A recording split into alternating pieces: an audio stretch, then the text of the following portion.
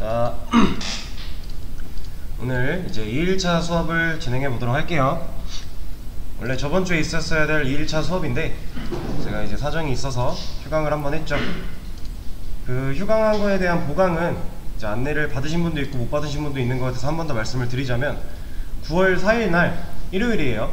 9월 4일 일요일에 9시부터 12시, 12시부터 3시 이렇게 두 번에 걸쳐서 똑같은 수업을 진행을 할 겁니다. 그래서 그 중에 이제 본인이 좀 더 참가하기 편한 시간에 맞춰서 참가를 해 주시면 되고요. 그리고 나서 3시부터 6시에는 원래 일정대로 수업이 있죠. 그것도 진행이 되는 거예요. 그래서 그날은 수업을 두 번을 들으시게 될 겁니다. 그렇게 참여를 해 주시면 되겠고요. 자, 일단은 우리 이제 첫 시간에 말씀드린 것처럼 학원에 딱 왔어요. 그래서 수업 전에 자리에 앉았습니다. 그러면 일단 수업 페이지 하나 열어놔야 되고요. 그리고 code.org 하나 켜서 이거 풀고 계시면 된다 그랬죠. 그리고 나서 이 래플, 여기 래플 이 링크 한번 클릭해 볼게요. 좀 처음 오신 분들도 있으니까. 자, 여기 들어오시면 로그인을 하신 분들은 이렇게 바로 크리에이터 리플이 나올 건데, 만약에 로그인이 안 되어 있다 라고 한다면 이런 모습이 나올 거예요. 그래서 얘는 로그인을 하긴 해야 되는데, 일단 오늘 처음 참여하신 분들 혹시 구글 계정 있으실까요? 네. 있으신가요? 그러면 일단 Continue with 구글로 구글 계정으로 일단 로그인을 해서 오늘 수업은 참가를 하시고요. 그리고 집에 가셔서 이제 그 영상 참고하시면은 어떤 것들을 가입해야 되는지 쭉 나와 있어요. 그래서 그 친구들 다 가입을 하시고, 그럼 이제 GitHub이라는 애를 가입을 하게 되실 텐데, 그럼 다음 시간부터는 이제 GitHub, Continue with GitHub으로 해주시면 되겠습니다. 오늘은 일단 구글 계정 있으시면 이걸로 참여를 해주세요. 그래서 이렇게 로그인 하시면 자동 연동돼서 로그인 후에 아까 제가 보여드렸던 이런 페이지가 나올 거예요. 아, 저도 끝났군요. 네, 이렇게 넘어갈 겁니다. 링크 자체를 이렇게 크리에이터 리플 하는 걸로 걸어놓은 거기 때문에 로그인만 하시면 이 페이지가 나올 거예요.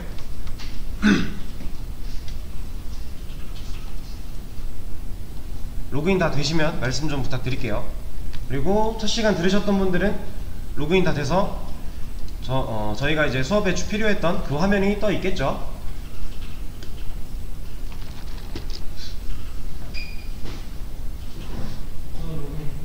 아, 되셨어요? 네.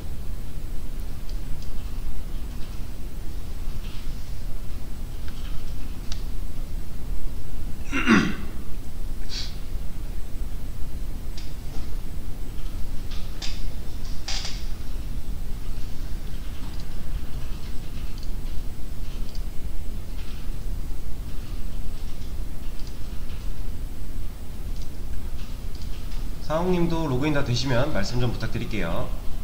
되셨어요? 아, 네. 잠시만요.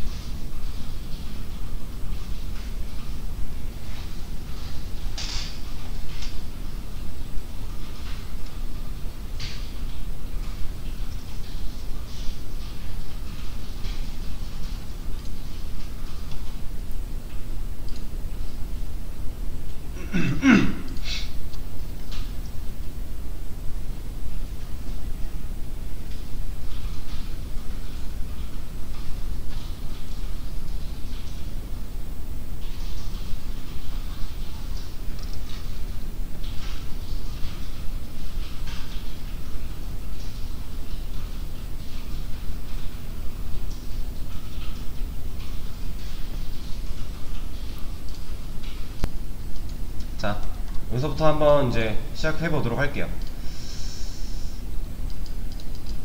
자, 일단은 여기 클래스 메인 메소드 이런 거는 저번 시간에도 말씀드렸다시피 지금 모르셔도 되는 부분이라고 했어요. 일단 이것만 좀 가져와 볼게요. 자, 이거 출력하면 저번 시간에 저희 많이 해봤죠. 이걸 출력하면 뭐가 나왔었죠? 요 안에 들어있는 쌍따옴표 안에 들어있는 이 문자열이 그대로 출력이 돼요, 콘솔에. 이거 먼저 처음 오신 분들은 잘 모르시겠지만 일단 들어주시고 영상 참고해서 복습해 주시면은 무슨 소리인지 아실 거예요. 네, 일단 들어주세요. 자, 그러면 여기를 이렇게 바꾸면요, 네, 1, 2, 3이 출력이 될 거예요. 자, 그러면 여기에 이걸 하면요, 지금 이 원화 표시는 역슬래시예요. 역슬래시. 메모장에서는 역슬래시가 이렇게 표시가 됩니다. 그래서 얘를 출력하면 이렇게 나올 거예요. 역슬래시 n은 줄바꿈이라는 뜻이라서 줄을 한번 바꿔서 1, 2, 3 이런 식으로 출력이 될 거고요. 얘를 그러면 이렇게 하면요, 그렇죠, 이렇게 내려갑니다. 자, 이렇게 출력이 되는데, 자, 그럼 이렇게 하면요,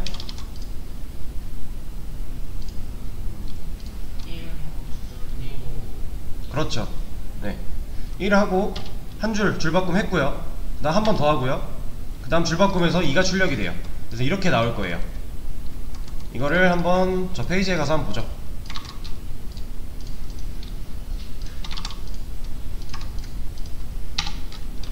자, 그대로 한번 출력을 해볼게요. 여기 콘솔 창에 나타날 겁니다. 보시다시피 1 쓰고 줄바꿈 한번 하고 공백, 줄바꿈 한번 하고 공백, 그 다음 줄바꿈에서 2가 출력이 되는 거를 볼 수가 있죠. 줄바꿈을 총 3번 한 거예요.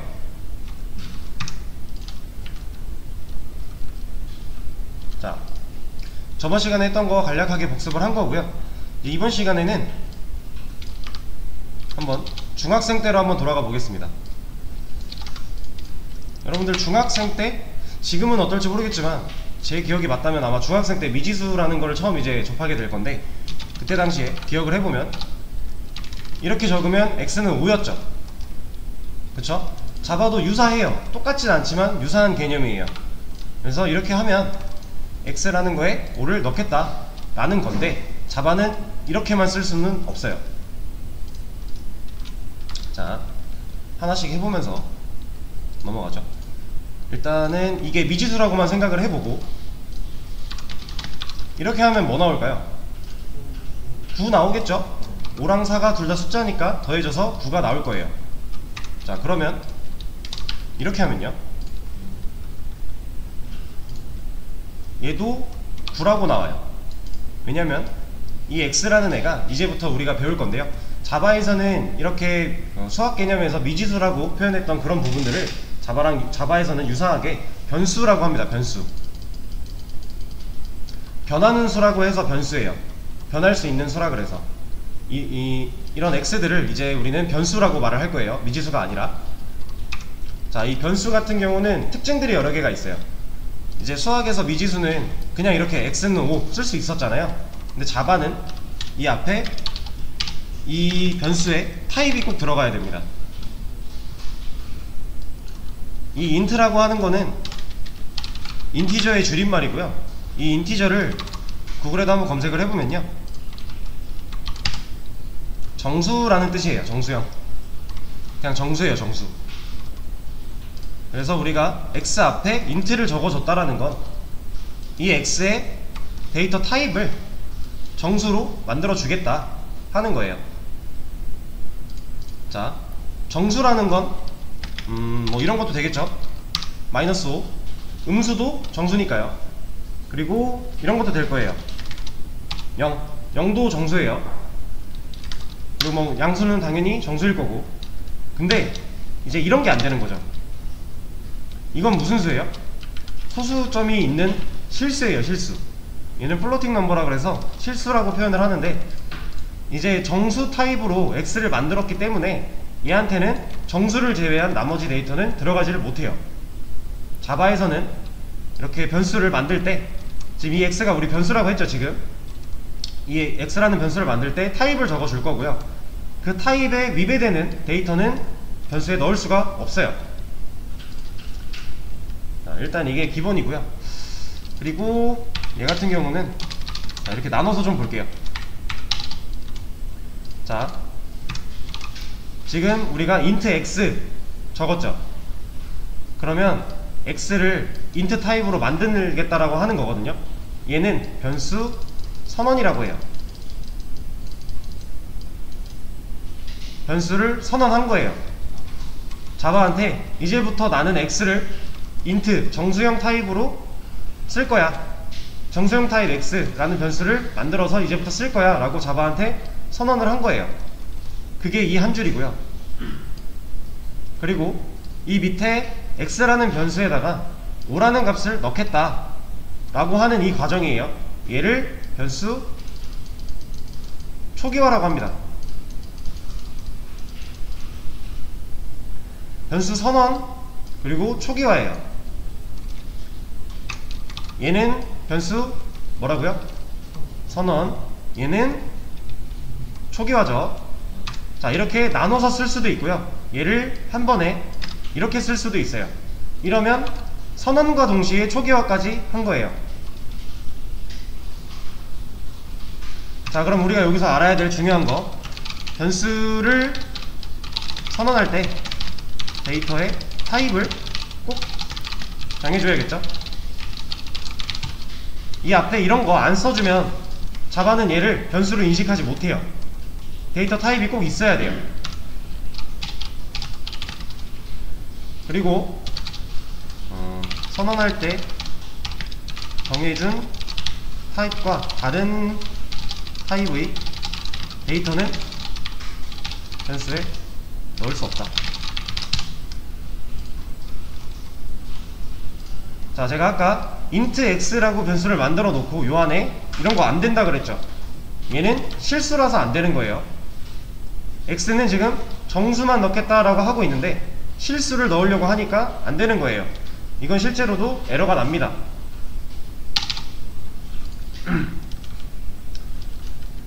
자, 얘를 그리고 이제 앞으로 여러분들이 한동안은 계속 수업 시간에 저랑 같이 이런 변수를 선언하고 초기화를 하면요, 제가 지금부터 드리는 말씀을 같이 따라 할 거예요. 입 밖으로 꺼내기가 부끄러우시면 머릿속으로라도 꼭 생각을 해주셔야 돼요. 왜냐면 이게 되게 중요한 개념이에요. 자, 얘는 x라는 이름의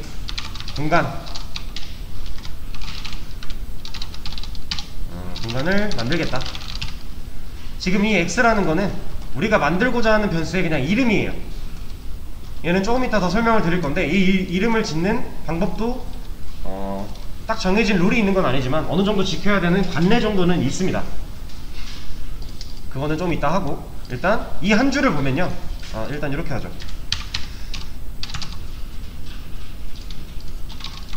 이렇게 이거 한 줄을 보면요, x라는 이름의 공간을 만들겠다. 변수는 하나의 공간으로 생각하시면 돼요. 빈 공간. 요 안에 우리가 데이터를, o라는 데이터를 이렇게 넣어주는 거예요. o가 들어갈 수 있게. 그래서 이제부터 이제 변수는 하나의 공간으로 생각을 해주시면 되고요. 그리고 이 한 줄을 보면, 이 변수 선언하는 한 줄을 보면 x라는 이름의 공간을 만들겠다 라고 인식을 해주시면 돼요.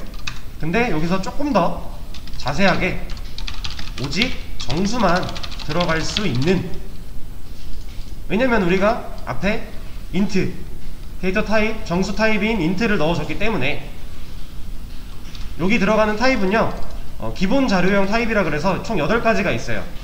그리고 그 타입을 제외해서 참조 타입으로 수많은 것들이 있습니다.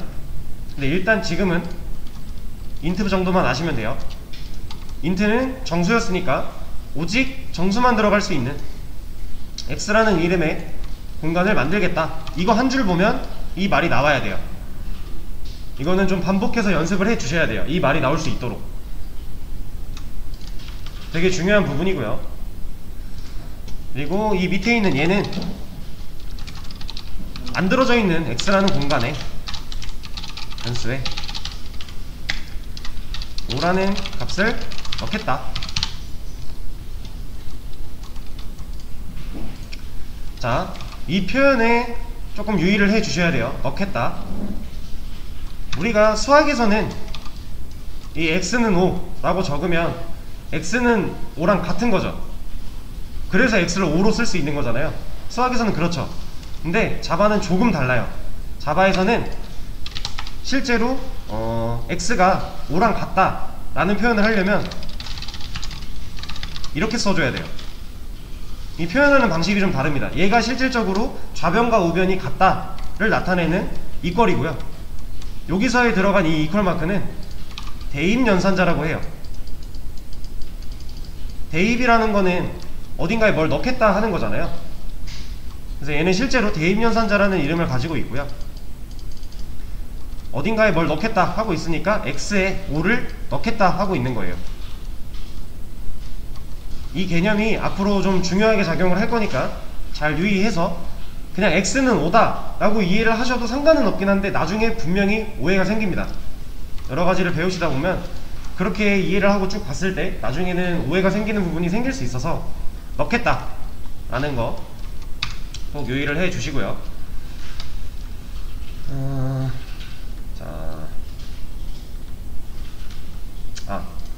자 그러면 얘는 이제 잠깐 지워놓고 얘도 자 우리가 지금 변수 선언하고 초기화하는 거를 했죠. 얘를 만약에 이렇게 올렸어요. 위치를 바꿨어요. 지금 저번 시간에 말씀드렸다시피 프로그램은 위에서 아래로 진행한다 그랬죠. 위에서부터 순서대로 아래로 진행을 해요. 작동을 하는데 지금 이렇게 되면 어떻게 된 거예요? 이거 지금 무슨 과정이었죠? 초기화였죠. 얘는 무슨 과정이었죠? 선언이었죠. 선언이고 초기화예요. 근데 선언을 안 해놓고 초기화를 하고 있는 거예요. 이거는 안 돼요. 실제로 이렇게 해서 실행을 시키면요, 자바가 이 x라는 변수를 인식을 못해요. 변수를 사용을 하려면 무조건 선언을 먼저 하고 그 다음에 초기화를 해줘야 됩니다. 아까 제가 말씀드렸던 것처럼 뭐 이런 식으로 선언과 초기화를 동시에 했다, 상관없죠. 선언을 먼저 했으니까 앞에, 그리고 나서 초기화 하잖아요.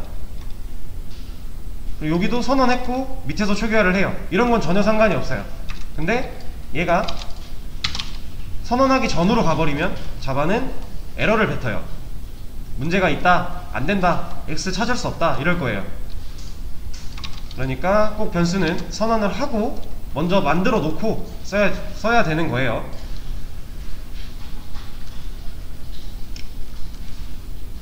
자, 그리고 이걸 한번 보죠.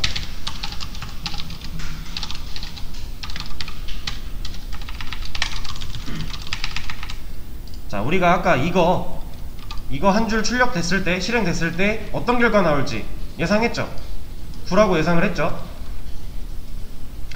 이 변수 x라는 변수를 선언했고 초기화해서 x에 5라는 값을 넣었어요. 그리고 나서 이 x는 값으로서 작용한다는 걸 우리가 유출을 하고 9라는 값을 유추해낸 거죠. 자, 그럼 이 밑에 거를 실행시키면 어떻게 될까요?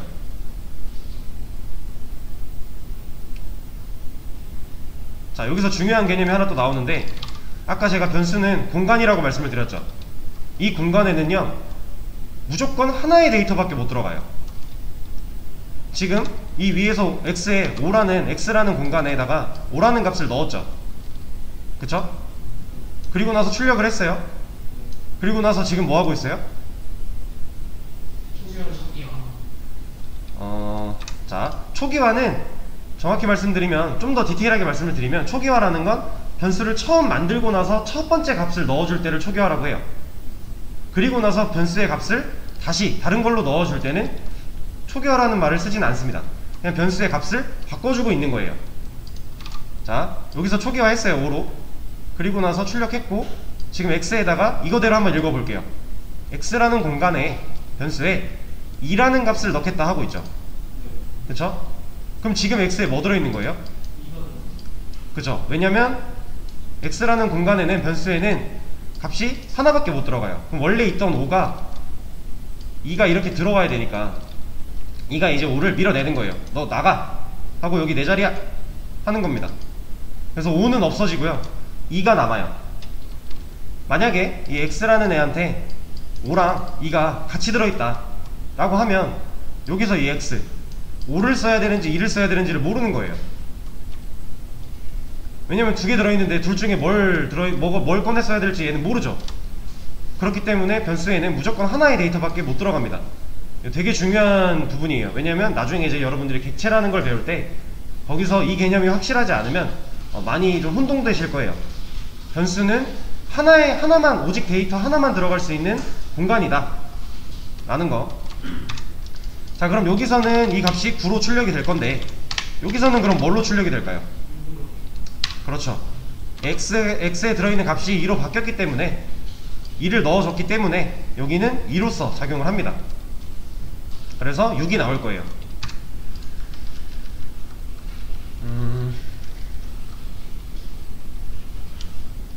자, 그럼 이거 한번 볼게요. 이렇게 하면요,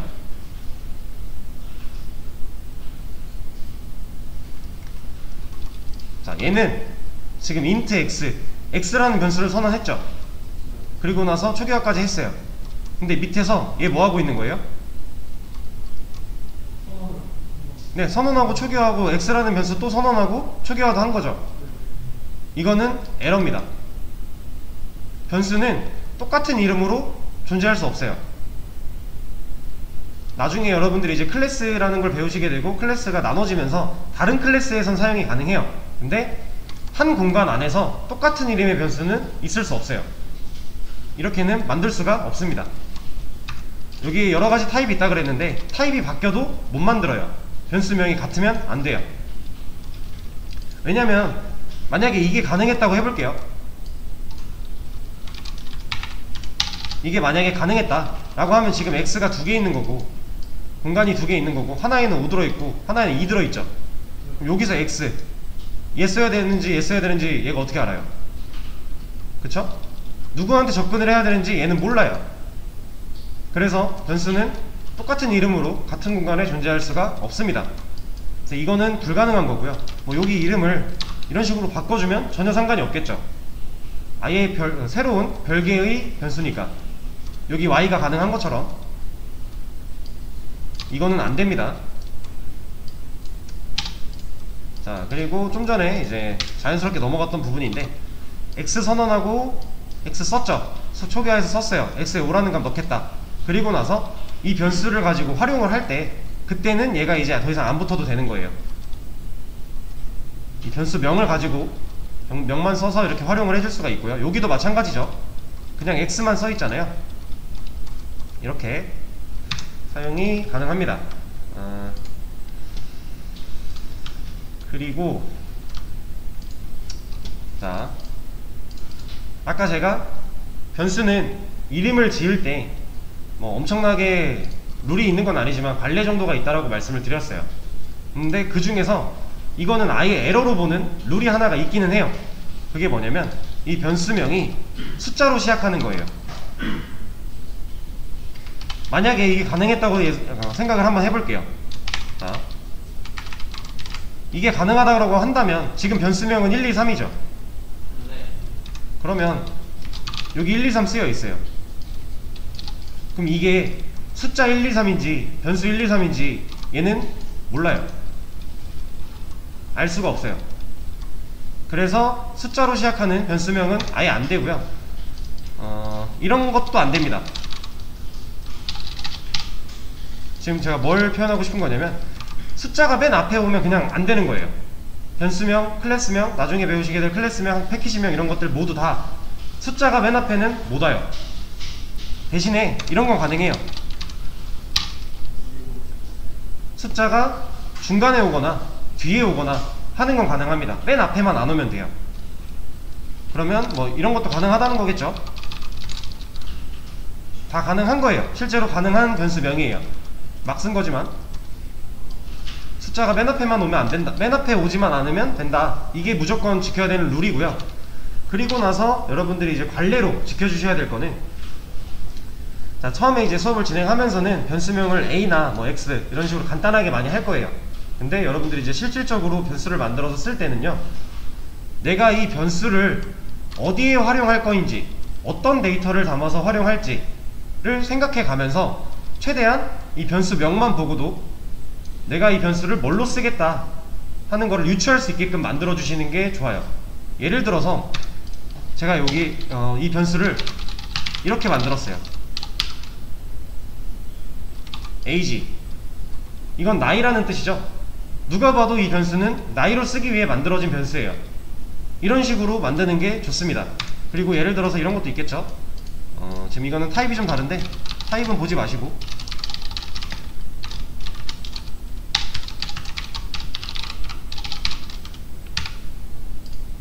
자, 이 name, 이름이죠. 이 변수를 내가 이름이라는 값 데이터를 넣어서 쓰겠다 라고 만들어 주는 거예요. 이렇게 안 해도 상관은 없어요. 사실 이렇게 변수명을 이렇게 해도 상관은 없거든요. 만들어지고 잘 사용도 될 거예요. 단 우리가 어느 정도 이제 개발이라는 거는 혼자 하는 게 아니라 어떤 순간에서도 거의 협업이 대부분 이루어지기 때문에 누가 봐도 다른 사람이 내 걸 보더라도 알 수 있게끔 이렇게 변수명을 지어주는 거, 이건 습관이 좀 중요합니다. 초반에 습관을 잘 들여 놓으셔야 나중에 이런 이름 짓는 게 많이 어렵지 않게 되실 거예요. 이런 게 있고요.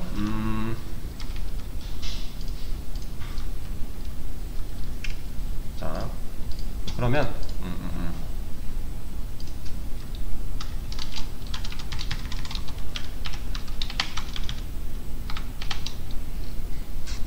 여기까지 그냥 가져와서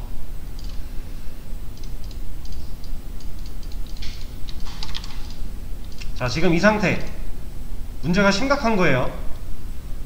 저번 시간에 이제 수업을 들으셨던 분들은 왜 심각한지 아셔야 돼요. 지금 줄바꿈이 난리가 났죠. 들여쓰기가. 이거 다 맞춰 주셔야 됩니다.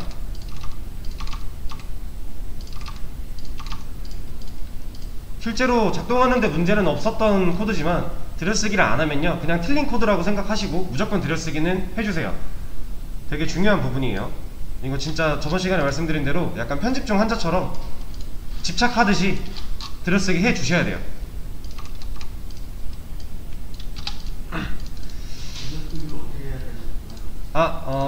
여기에 커서를 누르신 다음에요, 탭 누르시면 이렇게 한 칸씩 밀려 들어가거든요. 그리고 이제 간단하게만 말씀을 드리면 한 번 중괄호로 감싸질 때마다 안쪽으로 한 번씩 들어가야 돼요. 이 중괄호로 한 번 감싸질 때마다.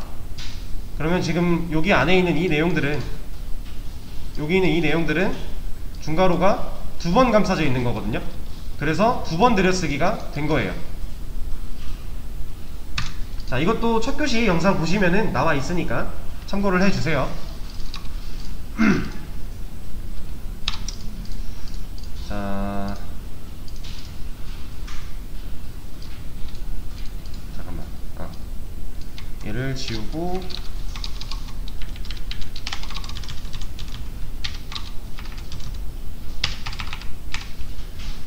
얘는 그냥 이제 합칠게요.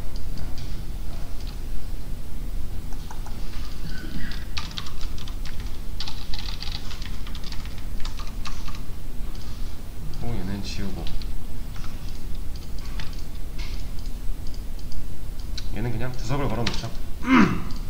자, 지금 제가 만약에 얘를 지워요. 이거 한 줄 보고 아까 써있던 거 쓰실 수 있을까요?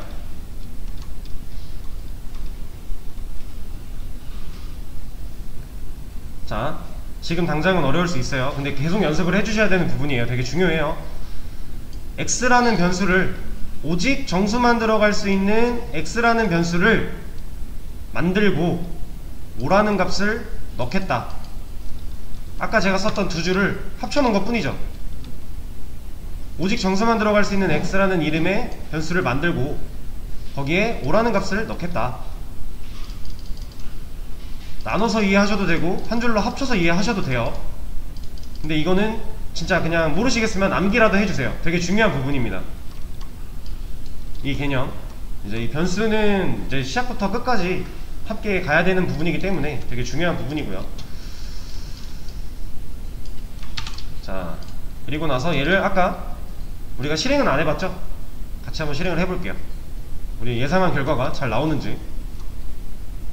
불확률 잘 나오죠?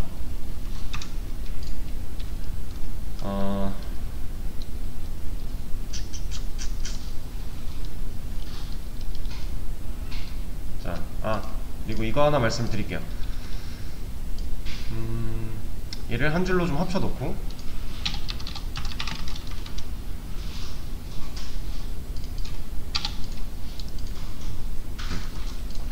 자, 아까 우리가 이렇게 변수 만들고요, 요거 그냥 말씀드렸을 때 다 여러분들 모두 이제 이게 9라는 거를 예상을 하셨죠?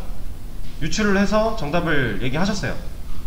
자, 근데 이 x는 그냥 요것만 볼게요. 요것만 x 플러스 4, x는 알파벳이죠. 알파벳이랑 얘는 숫자죠. 숫자랑 더한대요.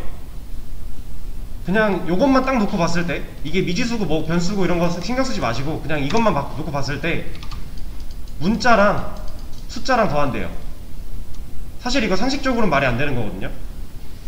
그죠? 문자랑 숫자랑 더하는 게 말이 안 되는 거예요, 원래는. 상식적으로는. 근데 얘가 왜 이렇게 했음에도 불구하고 숫자로 인식이 돼서 계산된 결과가 9가 나왔을까요? x에 5라는 값을 넣었기 때문에 x에는 이제 5가 들어있는 거죠. 공간 안에 5가 이렇게 들어있잖아요. 자, 그게 이 x가 변수로서 작용하는 곳이 있고요, 값으로서 작용하는 곳이 있어요. 그거를 잘 구분을 해주셔야 되는데, 제가 가장 이제 쉬운 방법으로 말씀을 드릴게요. 여기 이퀄 마크 있죠? 이 이퀄 마크, 아까 제가 이걸 대입연산자라고 했어요. 이 이퀄 마크 대입연산자에 좌변에 있으면요, 얘는 변수로서 작동을 해요. 그리고 좌변이 아닐 때, 이퀄 마크의 좌변에 있는 게 아닐 때에는 값으로 작용을 합니다. 그래서 여기를 보면 얘 지금 이퀄 마크 좌변에 있나요? 아니죠. 이퀄 마크 아예 없잖아요. 이럴 때는 값으로서 작용을 하는 거예요. 그래서 5가 이제 5로서 쓰이는 거죠. 근데 여기 볼게요. 얘는 변수일까요, 값일까요? 적용되는 게 얘는 변수로서 작용을 하는 거죠. 왜? 이퀄 마크의 좌변에 있으니까. 그리고 여기는 값이겠죠. 그리고 여기서 쓰인 이 x, 이퀄 마크 좌변에 있나요? 아니죠. 그래서 값으로서 쓰이는 거예요. 자, 근데 딱 한 가지 경우, 이퀄 마크 좌변이 아닌데도 변수로서 쓰이는 곳이 딱 한 가지 경우가 있어요. 아까 보여드렸던 이렇게 나눌 때, 지금 이 y 이퀄 마크 좌변에 있나요? 아니죠. 근데 얘는 그냥 변수예요. 변수 선언한 거죠. 얘는 그냥 변수고, 딱 이 경우만 제외하고는요, 나머지 경우에서는 이퀄 마크의 좌변이면 변수로서 작용을 하고요, 좌변이 아니면 값으로서 작용을 합니다.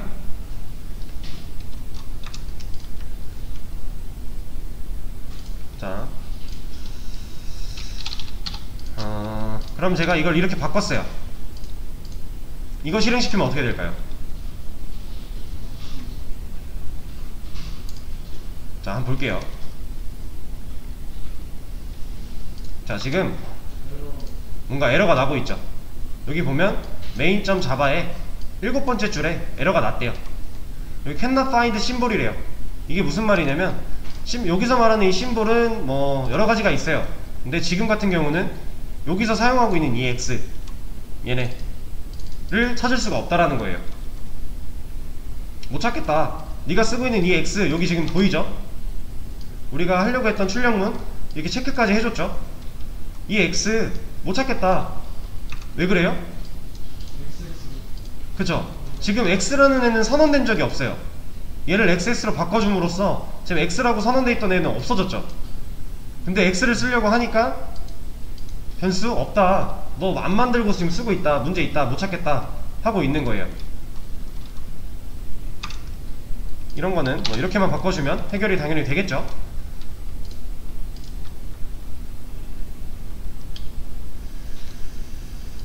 자, 조금 더 하고 쉬는 시간을 가질게요.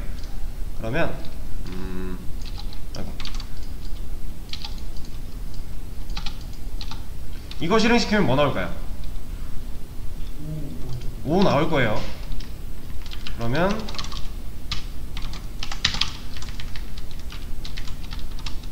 이거 실행시키면요? 그렇죠. 얘는 x죠.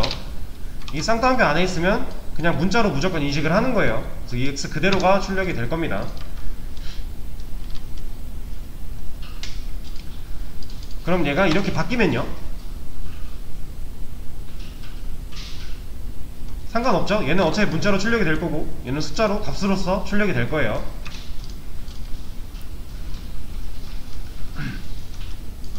그죠? 결과를 보셔야 돼요. 자, 그럼 이렇게 한번 해볼게요.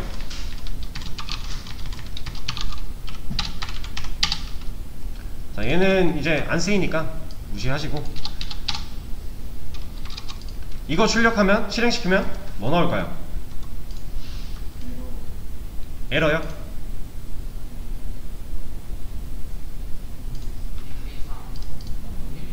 네, 123, 123이 나올 거예요. 왜냐면, 자, 잘 나왔죠 일단. 여기서 출력된 이 123은요 문자로 출력된 123이고요 여기서 출력된 123은요 그냥 숫자로서 출력된 123이에요 그럼 얘네 둘이 똑같이 123은 123인데 여기 보일 땐 똑같잖아요. 근데 사실상 얘네 둘은 전혀 다른 데이터예요. 하나는 문자고요 하나는 숫자입니다. 이게 데이터의 타입이 달라서 그런 거거든요. 그래서 우리는 앞으로 이런 데이터의 타입들을 자료형이라고 할 거예요. 자, 이 자료형 같은 경우는 구글에다가 자바 자료형이라고 검색을 하시면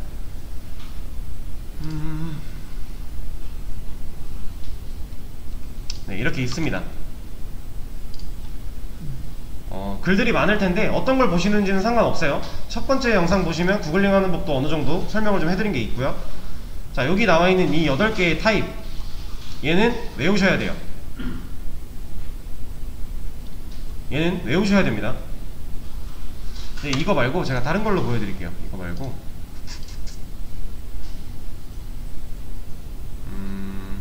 비트.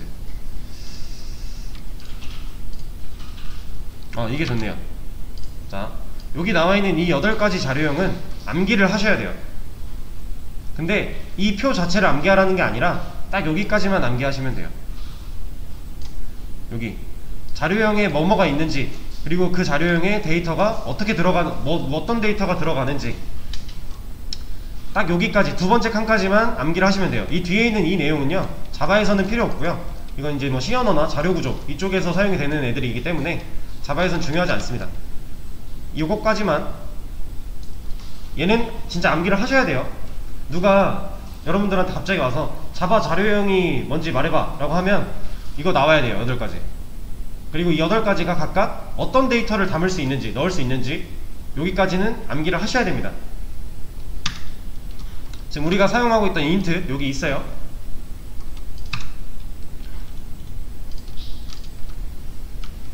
자, 그럼 이렇게도 한번 해볼게요.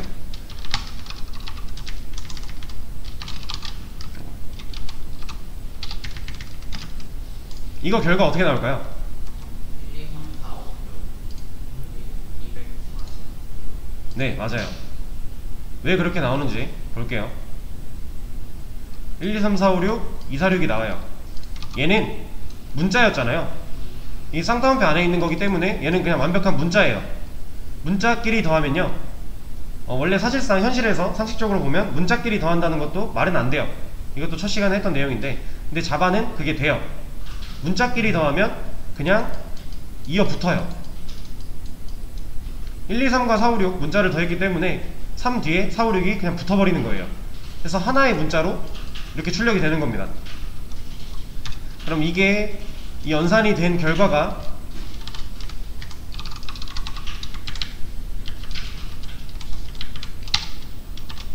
이렇게 남기 때문에 이게 출력이 된다라는 거예요. 방금 전에 있던 그 1, 2, 3 더하기 4, 5, 6 문자가 이런 식으로 연산돼서 결과가 남아요. 그게 여기에 출력이 되는 거예요. 얘 같은 경우는 숫자 더하기 숫자죠. 그래서 그냥 덧셈 연산을 하는 겁니다. 그래서 246이 나오는 거예요. 아까 말씀드렸던 데이터 타입에 따라서 이렇게 작동하는 게 달라진다라는 거. 자, 그러면 요거까지만 하고 쉬는 시간을 좀 가져볼게요.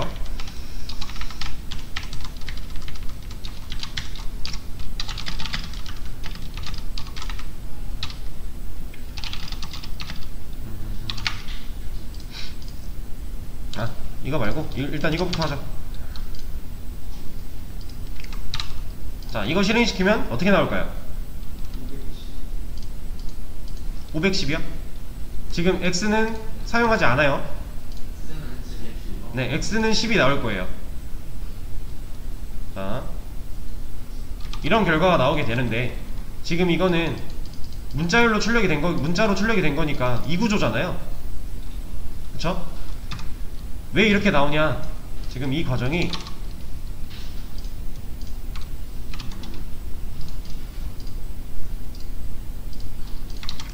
자, 이 과정이 연산되는 과정을 한번 보여드릴게요. 이 연산이 이제 진행되는 과정. 먼저 문자랑 숫자를 더하려고 하고 있죠. 이거 말이 안 되는 거예요. 근데 자바에선 돼요. 어떻게 되냐? 이 숫자가요 문자로 바뀌어요. 이 연산이 실행이 되면 이 숫자가 문자로 변합니다. 그렇다는 얘기는 이제 여기 식이었잖아요. 지금 이렇게 써놨을 때는 얘는 아직 숫자예요. 근데 얘가 실행이 되면, 자바가 얘를 실행을 시키면 이 연산이 시작이 되겠죠. 이 안에 있는 이 연산이 시작되면 이 10이라는 숫자가 문자로 변환이 됩니다. 왜냐면 문자가 숫자가 될 수는 없잖아요. 얘는 숫자로 표현 가능해요? 안 되죠. 근데 얘는 문자로 표현 가능하죠. 그래서 얘가 문자로 바뀝니다, 형태가. 그리고 나서 문자끼리 더하는 거니까 그냥 뒤에 와서 붙는 거죠. 이렇게. 그래서 이런 결과가 출력이 되는 거예요. 자, 그러면 이거 한 번 더 볼게요. 이거는요?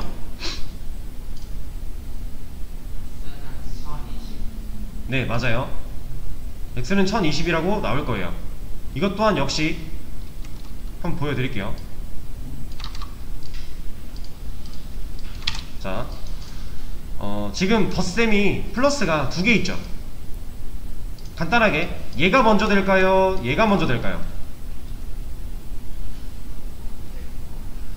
예, 이게 먼저 됩니다. 왜냐?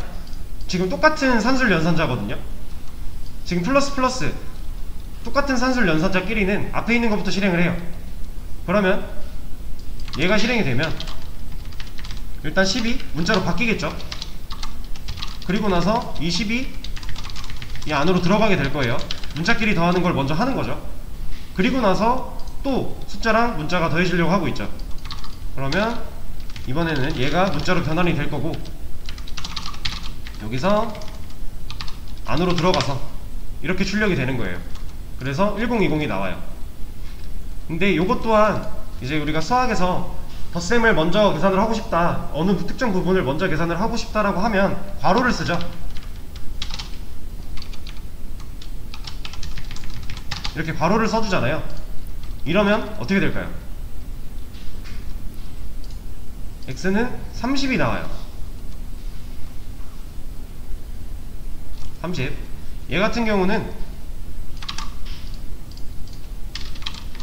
이 괄호 안에 있는 이 부분이 먼저 연산이 되는 거예요. 왜냐? 이 플러스보다, 앞에 있는 이 플러스보다 괄호가 우선순위가 높아요. 그래서 괄호를 먼저 연산을 해서 결과가 30이 나오면 이 30이 문자열과 더해지는 거라 얘가 이렇게 문자로 변환이 될 거고, 그 다음에 이 안으로 들어가게 되는 거죠. 그래서 30이 나오는 거예요.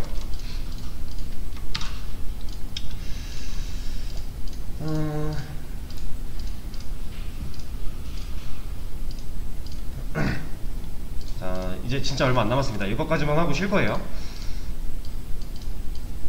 그러면 이건 어떨까요? 여기 지금 곱하기로 바뀌었어요.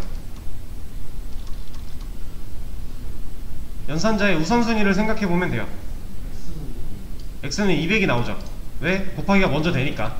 덧셈보다 곱하기가 더 우선순위가 높아서 그런 거예요. 이거에 관해서는 자바 연산자 우선순위, 제가 수업시간에 이렇게 구글에 쳐드리는 거는 키워드를 드리는 거예요. 여러분들이 한 번씩 검색을 해보시고 이제 여기서 검색 결과를 한번 찾아보시면서 공부하시면 되는 거예요. 자, 여기 보면요, 우선순위 1번에 연산자 바로 있죠. 얘가 우선순위가 높은 거예요. 그리고 우리가 썼던 플러스 요런 데 있고요, 곱하기 요런 데 있어요. 숫자가 작을수록 우선순위가 높은 거죠. 먼저 하겠다라는 거예요.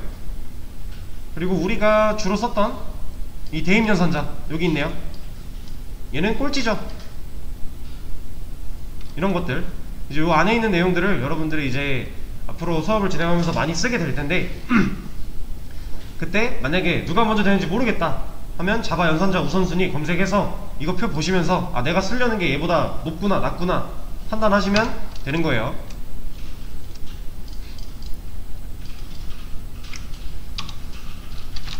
자, 그러면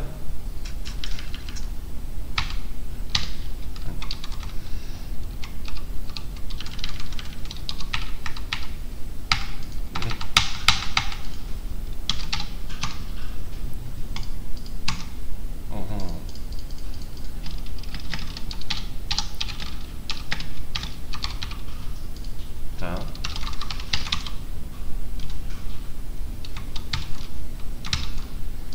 지금 제가 어떤 현상이냐면 레플에서 뭔가 키보드가 잘 안 먹거든요. 이럴 때 그냥 다 잘라내게 하시고요, 뉴 리플 하세요.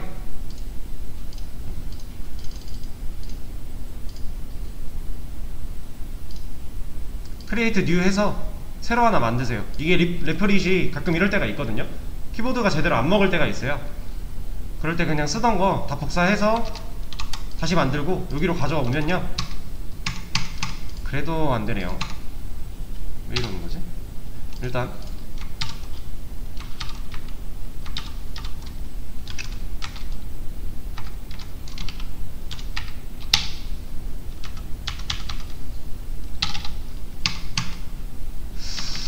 문제가 좀 있네요. 일단은 그러면 쉬는 시간을 먼저 가졌다가 제가 이 현상을 좀 고쳐놓고 다음 시간을 이어서 하도록 하겠습니다. 4시 10분부터 다시 할게요.